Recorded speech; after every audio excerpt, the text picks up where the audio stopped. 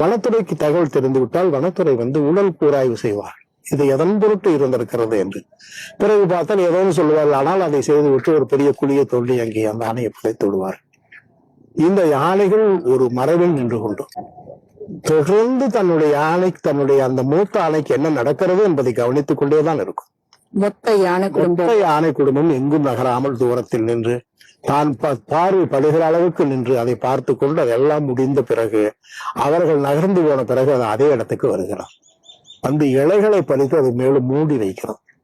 நீங்கள் ஒரு பழக்கத்தை இப்போதும் நினைவைத்துக் கொள்ளுங்கள். நாம் எங்காவது சில வத்தை புதைப்பதை பார்த்தால் புதைத்து விட்டு பக்கத்தில் இருக்கிற 5-6 செடிகளை பிடுங்கி முள்ளையா வெட்டி நாம் அதன் மீது வைப்பதை நாம் இன்றைக்கும் பழக்கமாக வைத்திருக்கிறோம். இதை யானைகளும் செய்கிறது என்று பார்த்து நான் நேரடியாக பார்த்து அதிர்ந்து போனேன். மனிதன் ஆணைகளத்திலிருந்து இதை கற்றிருக்க வேண்டும் என்று நான் உணர்ந்தேன். காரணம், இந்த மேற்கு தொடர்ச்சி மலைக்கு யானைகள் 5 லட்சம் ஆண்டுகளாகி இருக்கிறான். 1 லட்சம் ஆண்டுகளாகத்தான் மனிதன் இங்கே இருக்கிறான். அப்பிறகு இவன் எல்லாம் கற்றது எல்லாமே வெளியிருந்து கற்றிருக்கிறான். யானைகளத்திலே இந்த பழக்கத்தை கற்றிருக்கிறான். அதாவது மூடி வைப்பது, இறந்த சசலத்தை மூடி வைப்பது, இலைதலைகளால் மூடி வைப்பதுங்கிறதெல்லாம் அதை மூடி வச்சுட்டு நேராக ஆற்றுக்கு வருகிறது.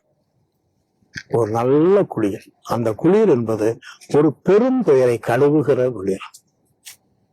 நாம் இன்றைக்கும் குளிக்கிறோம். எல்லா வேலையும் முடித்து விட்டு வீட்டுக்கு நம்ம அம்மாவையோ நம்ம அப்பாவையோ இழந்தவர்கள் நாம் குளிக்கிற அந்த குளியலுக்கும் நம்மிடத்திலே துக்கம் விசாரித்தவர்கள் துக்கம் விசாரித்து விட்டு போய் வீட்டிலே குளிப்பதற்கும் 100 வேறுபாடுகள் இருப்பதை நான் கருதுகிறேன்.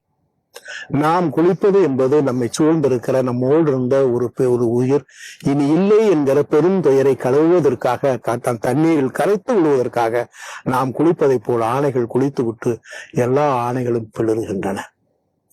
அந்த பிளறுகளுக்கு என்ன அர்த்தம் என்று மனிதன் எந்த காலத்திலும் அறிய முடியும். அந்த அளவுக்கு அவன் அறிவு எடுத்தவனாக இந்த பூமியில் எப்போதும் வர முடியாது. அப்படியே பிளறிவிட்டு அவையெல்லாம் ஒன்றாக அப்படியே போவதை நான் 2 நாளாக பார்த்து விட்டுத்தான். யானை ஒரு குடும்பமாக, யானை ஒரு தாய்வழி சமூகத்தில் வாழ்ந்தாலும் கூட எவ்வளவு ஒரு வாழ்கிறது.